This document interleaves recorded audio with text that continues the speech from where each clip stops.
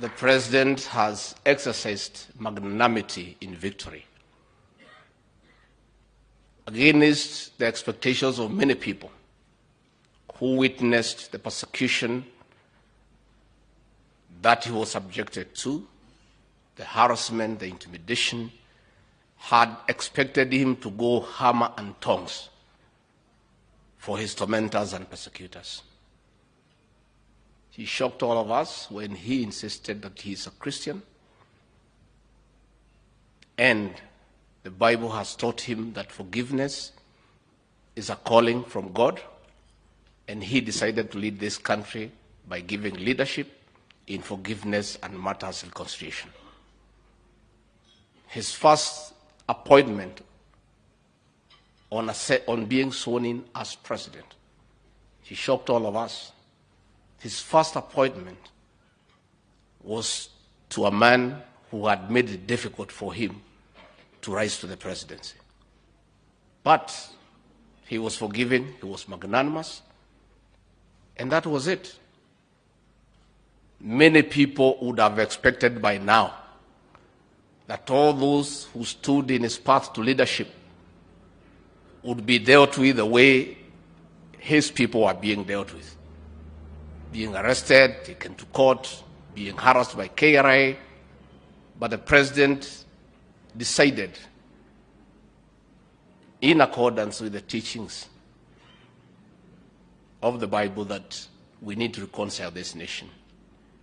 And that is why we have a peaceful country. And Your Excellency, we want to thank you for carrying us along. One example, it may look small, but it was very inspiring to those of us who work with the president. The last prayer breakfast here was a very toxic affair, full of tension and hatred. The president today, who was deputy president, could not sit on the same table with his boss. And when we were trying to align people around the president, many people around us, we were persuaded that the lady who had removed the chair from where Dr. William Ruto was supposed to sit should be shown the door.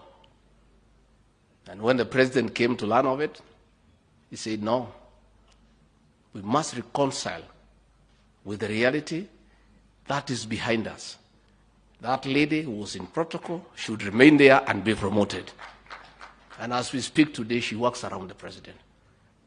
Again, when the president and his family and their belongings were thrown out of the official residence of the deputy president in Mombasa, most of us were persuaded that those who had participated in throwing out his belongings should be shown the door. Again, he insisted that should not be the case. So what I'm trying to say is that the new administration is one that is persuaded that we need to reconcile the country. And therefore, we want to plead and persuade all leaders also to reconcile with the truth and the reality. Because even as we reconcile with God and men, we also need to reconcile with the truth. The truth of the matter is that William Ruto is the President of the Republic of Kenya. Let everybody also, as we reconcile with God and with men, start by reconciling with the truth. I was very impressed the other day to see the women rep of Nairobi, Honorable Passaris, reconciling with the truth in Nairobi that 70% of the people she leads live in the slums. And it would not be wise for her as a leader to oppose a program that is going to remove the people she leads from the slums to dignity. We are therefore asking everybody, as we reconcile with God and with men, let us also reconcile with truth and reality. Your Excellency, when we were seated there, you were a bit concerned ya kwamba hawa waliongea hapa wameumiza Kimani Ichung'wa kidogo. But Your Excellency, you and I also need to reconcile with the Kimani Ichung'wa because he has not been very nice to us. You know, Kimani Ichung'wa was in Alliance High School.